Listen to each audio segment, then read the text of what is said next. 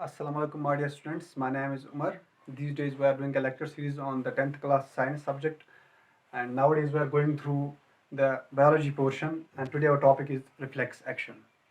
हमने पहले ही देखा जो रिफ्लेक्स एक्शन होता है वो क्या होता है, ये हमने थोड़ा बहुत इंट्रोडक्टरी बोला था। लेकिन पहले हम देखेंगे जो ब्रेन है वो आपके सारे फंक्शंस को कंट्रोल करता है। आपकी रेस्पिरेशन हो, डाइजेशन हो, ये ब्रेन कंट्रोल करता है। लेकिन हमारी लाइफ में कुछ ऐसी सिचुएशंस आती है जहाँ पे हमें डिसीजन मेकिंग बहुत ज़्यादा क्विक लेनी पड़ती है। उसमें उन एक्शंस में, उन सिचुएशन में ब्रेन का इन्वॉल्वमेंट बहुत कम होता है, बल्कि एक दूसरी चीज़ का इन्वॉल्वमेंट ज़्यादा होता है। That's called as spinal cord. हमने देखा कि रिफ्लेक्स एक्शन होता क्या है। रिफ्लेक्स एक्शन होते हैं involuntary action, they are not under your control, उनको आप कंट्रोल नहीं कर सकते हो। और वो होते हैं स्पॉन्टेनियस से सडन, वो अचानक हो जाते हैं, वो आपके कंट्रोल में नहीं है, वो सडन एंड स्पॉन्टेनियस है। और क्या होता है, वो ऑटोमेटिक होता है। वो ऑटोमेटिक कभी भी हो सकते हैं। आप उनको आप जब चाहे कि मैं इस टाइम पे ये एक्शन करूँ, ये नहीं हो सकता है, वो कभी भी हो सकते हैं। They are automatic, spontaneous, sudden and involuntary actions, उनको कहते हैं रिफ्लेक्स एक्शन।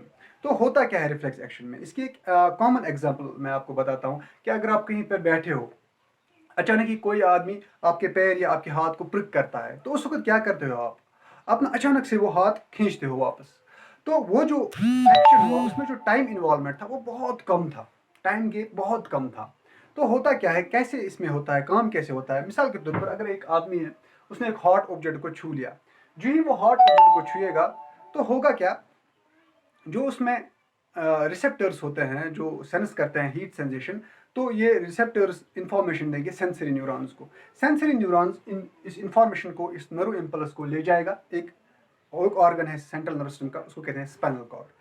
स्पाइनल कॉर्ड एक डिसीजन देगा, वहां से एक रेस्पॉन्स देगा इस इंफॉर्मेशन को प्रोसेस करके। लेकिन वो जो डिसीजन देगा वो दूसरे न्यूरॉन से फिर आएगा, वहां से उस न्यूरॉन को कहते हैं मोटर न्यूरॉन। बीच में इन्वॉल्वमेंट होती है वो एसोसिएशन न्यूरॉन जो हमने कहा था, या रेले न्यूरॉन्स। लेकिन आप शॉर्ट में याद रखिए कि वहां से जो इन्फॉर्मेशन आएगी वो आएगी थ्रू मोटर नर्व्स और मोटर न्यूरॉन। मोटर न्यूरॉन ये इन्फॉर्मेशन देगा उस मसल को, जो जो क्या कर सकता है, जो इस हॉट ऑब्जेक्ट से इस बाजू को खींच सकता है। उस मसल को कहते हैं इफेक्टर मसल्स। तो ये होता है रिफ्लेक्स एक्शन। लेकिन आपने देखा जो रिफ्लेक्स एक्शन होता है, इसमें जो ये नर्व इंपल्स होती है या जो ये मैसेज होती है, ये एक खास पाथवे से यहाँ से जाती है और वहां से वापस आती है। The path traversed by the nerve impulse in A reflex action is called reflex arc. उस पाथ को हम कहते हैं रिफ्लेक्स आर्क। आप वैसे भी इसको शो कर सकते हो डायग्राम के जरिए, या आप ऐसे लिख सकते हो और एरोज बना के आप बोल सकते हो कि ये रिफ्लेक्स आर्क होता क्या है।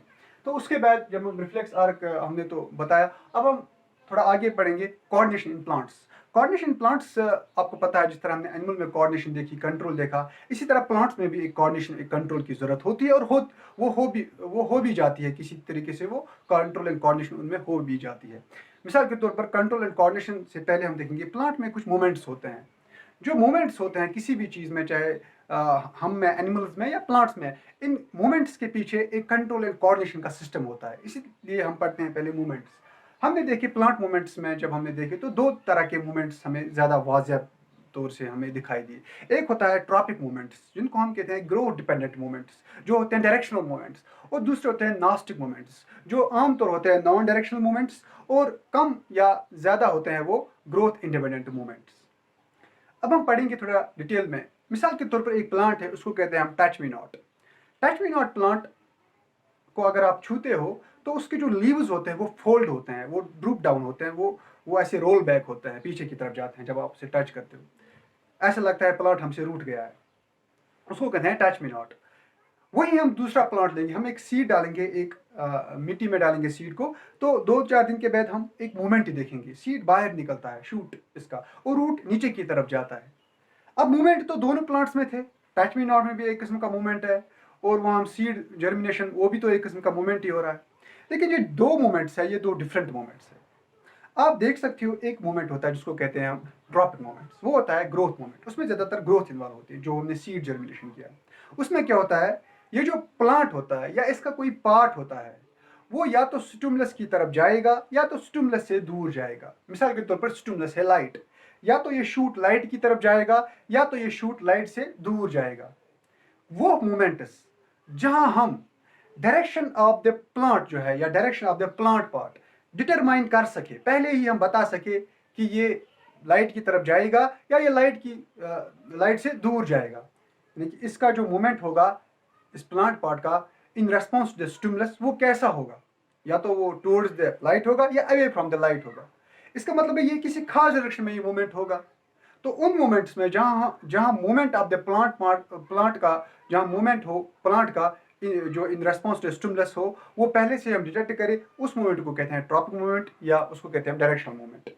नॉन डायरेक्शनल मूवमेंट इसका अपोजिट है, जहाँ पे हम ये तय नहीं कर सके कि जो प्लांट का मूवमेंट हो वो टुवर्ड्स द स्टिमुलस होगा या अवे फ्रॉम द स्टिमुलस होगा, उनको कहते हैं नॉस्टिक मूवमेंट्स, वो होते हैं नॉन डायरेक्शनल मूवमेंट्स।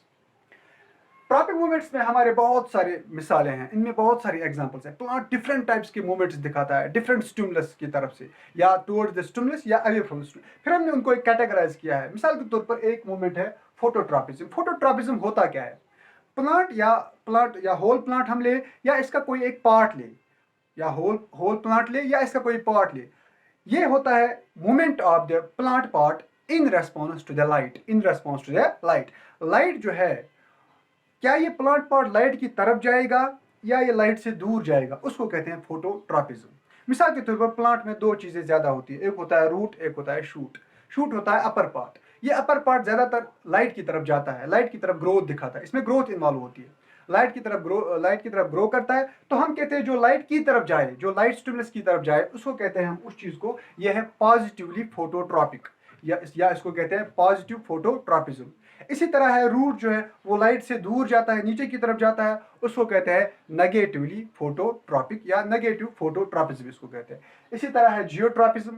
जियोट्रॉपिज्म पता है, वो movement of the plant part towards the gravity of the earth, जो मूवमेंट दिखाता है एक plant in response to the gravity. Stimulus है इस वक्त gravity, the movement of the plant in response to the gravity, क्या ये ग्रेविटी की तरफ जाएगा, सेंटर ऑफ द अर्थ की तरफ जाएगा या उससे दूर जाएगा, तो उसी हिसाब से हम बोलेंगे पॉजिटिव जियोट्रॉपिक और नेगेटिवली जियोट्रॉपिक। जिस तरह शूट है नेगेटिवली जियोट्रॉपिक और रूट है पॉजिटिवली जियोट्रॉपिक। इसी के बाद आता है हाइड्रोट्रॉपिज्म। हाइड्रोट्रॉपिज्म आप देख सकते हो, ये movement of the plant towards the water और अवे फ्रॉम द वाटर, इसको कहते हैं हाइड्रोट्रॉपिज्म। मिसाल के तौर पर अगर एक सीड डालते हो, उसका जो रूट निकलता है, आप एक तरफ से ड्राई सॉइल रखिए और एक तरफ से वेट सॉइल रखिए, यानी कि मॉइस्ट जिसमें वाटर हो, तो देखा गया है जो रूट्स है वो क्या है, वो पॉजिटिवली हाइड्रोट्रॉपिक है। क्या इसका मतलब क्या, वो वाटर की तरफ जाएंगे। उसके बाद है नॉस्टिक मूवमेंट्स। नॉस्टिक मूवमेंट्स में पहले ही बोला, ये नॉन डायरेक्शनल मूवमेंट्स होते हैं, ये ज़्यादा ग्रोथ इनमें, ये nastic movements may be due to the growth और इधर they may not be due to the growth. ये ग्रोथ की वजह से भी हो सकते हैं या इसमें ग्रोथ इन्वॉल्व भी नहीं हो सकती है। और ये नॉन डायरेक्शनल मूवमेंट्स, इसमें आप डायरेक्शन डिटरमाइन नहीं कर सकते हो in response to the stimulus. मिसाल के तौर पर आपके पास है फोटोनॉस्टिक मूवमेंट्स है। फोटोनॉस्टिक मूवमेंट्स आप देखते हो कि कुछ बहुत सारे हमारे पास प्लांट्स है, बहुत सारे प्लांट्स है। तो नून फ्लावर है एक, तो as the light intensity grows, या ज़्यादा होती है लाइट इंटेंसिटी या डिक्लाइन होती है, तो उसी हिसाब से इसके फ्लावर्स या ओपन होते हैं या क्लोज होते हैं, उसको कहते हैं फोटोनॉस्टिक मूवमेंट। इसी तरीके से था दूसरा जिसको मैंने पहला था सिस्मोनॉस्टिक मूवमेंट। वो क्या होता है, टच मी नॉट प्लांट, मैंने मिसाल दी थी। टच के जब हम टच करें तो वो या तो ओपन होगा या तो क्लोज होगा, उसको कहते हैं सिस्मोनॉस्टिक। इसके बाद है निक्टेनॉस्टिक मूवमेंट्स। हमने देखा कि बहुत सारे प्लांट्स है, डे और नाइट शिफ्ट के हिसाब से ये अपने लीव्स या अपने फ्लावर्स को ओपन करते हैं या तो क्लोज करते हैं। ऑक्सैलस है या लिग्यूमिनस प्लांट्स कुछ है जो निक्टेनॉस्टिक मूवमेंट्स दिखाते हैं। तो ये थे प्लांट मूवमेंट्स जो हमने ट्रॉपिक मूवमेंट्स पढ़े और थोड़ा नॉस्टिक मूवमेंट्स पढ़े। इसके बाद है हमारा दूसरा टॉपिक जो इससे थोड़ा रिलेटेड है, उसको कहते हैं कोऑर्डिनेशन कैसे आती है इन प्लांट्स। यानी कि प्लांट्स में हमने देखा जो कि नर्वस सिस्टम तो नहीं था, लेकिन अब एक दूसरा प्रोसेस होगा कोऑर्डिनेशन और कंट्रोल का, थोड़ा स्लो होगा, उसमें थोड़ा टाइम भी लगेगा, लेकिन वो किसी चीज़ की वजह से उनमें पैदा होगा। उनको कहते हैं हम hormones. What are hormones? Hormones are the chemical substances, वो chemical substance that bring about various growth changes in the plants. वो ग्रोथ चेंजेस करते हैं किस में पैदा, प्लांट्स में। इनको कहते हैं हार्मोन्स, या इनको कहते हैं प्लांट हार्मोन्स भी या फाइटो हार्मोन्स भी। आमतौर से जो मेन फाइटो हार्मोन्स है वो मैं आपको थोड़ा आउटलाइन उनकी दूंगा। उसमें से पहला आता है फाइटो हार्मोन, उसको कहते हैं ऑक्सिन। इसमें आता है एंडोल 3 एस्टिक एसिड या naphthalene acetic acid. Indole 3 acetic acid naturally occurring है, ये नेचुरली प्रेजेंट होता है, और नेप्थलीन एसिड आप लेबोरेटरी में भी बना सकते हो।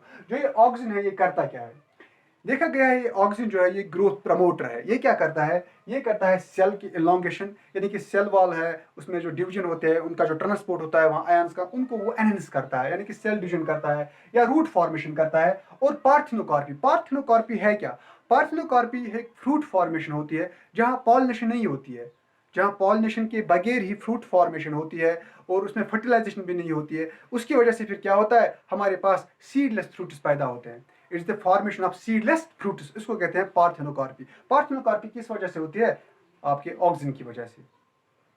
या एपिकल डोमिनेंस एक फिनोमेना है जिसमें लेटरल बड्स ग्रो करते हैं in the presence of apical bud, तो वो भी ये करता है ऑक्सीजन ही। ऑक्सीजन के बहुत सारे फंक्शंस आप देखिए, सेल एलोंगेशन है, सेल फॉर्मेशन है, रूट फॉर्मेशन है, पार्थिनोकार्पी। लेकिन देखा गया है जो अगर एक कटिंग है तो कटिंग में तो ये रूट फॉर्मेशन करता है, लेकिन कभी कभी क्या होता है, अगर ग्रोइंग रूट होता है, ग्रोइंग रूट अगर उसकी टिप हम काट दें तो उस पर अगर ऑक्सीजन लगाए तो ये वहाँ ग्रोथ इनहिबिट करता है। थोड़ा कॉन्ट्राडिक्टरी एक्शन है, ये रूट फॉर्मेशन भी कर सकता है और कभी कभी रूट इनहिबिशन भी करता है ऑक्सीजन। तो ऑक्सीजन के बाद एक दूसरा हार्मोन है साइटोकाइनिन। जो साइटोकाइनिन है, ये साइटोकाइनिन जो है ये नाम से ही पता चलता है, जो साइटोकाइनेसिस होती है, साइटोप्लाज्म की डिवीजन जो होती है उसमें ये अहम रोल अदा करता है। ये भी क्या करता है, ये भी सेल डिवीजन करता है, सेल फॉर्मेशन करता है। और ये क्या करता है, जो डोर्मेंसी होती है, डोर्मेंसी होती क्या है, आप देख सकते हो कोई भी बड होता है या कोई भी सेल होती है तो एक स्टेज आता है वो ग्रोथ नहीं करती है, वो डिवाइड नहीं करती है, वो डिवाइड और ग्रोथ को इनहिबिट करती है, तो उस स्टेज को कहते हैं डोरमेंट स्टेज। एक बर्ड होता है, वो क्या होता है, आप देख सकते हो जब भी विंटर आता है तो बहुत सारे बर्ड्स है वो डोरमेंट स्टेज में चले जाते हैं। तो ये डोरमेंसी जो होती है, या फ्लावर की डोरमेंसी या बर्ड्स की डोरमेंसी होती है, तो उसको ब्रेक कौन करता है, उसको ब्रेक करता है साइटोकाइनिन। साइटोकाइनिन जो है वो that break is the dormancy of fruits, of flowers, of birds. तो इसके बाद है इसका दूसरा रोल एजिंग। ये जो देखा गया ये साइटोकाइनिन, जो भी एजिंग होती है एक प्लांट में, एजिंग जो होती है प्लांट वो कैसे दिखती है, इसके लीव से दिखती है या इसके फ्रूट्स या फ्लावर से दिखते हैं, वो क्या करता है, उस एजिंग को रुकाता है। It delays the process of ageing. It's a kind of anti ageing hormone भी है, कौन, साइटोकाइनिन। ये एजिंग को नहीं होने देता है, इसको कहते हैं फिर हम लेट से में इट प्रिवेंट्स सेनेसेंस। सेनेसेंस होता है वो फॉलिंग ऑफ लीव्स जो होता है वो इसको रुकाता है।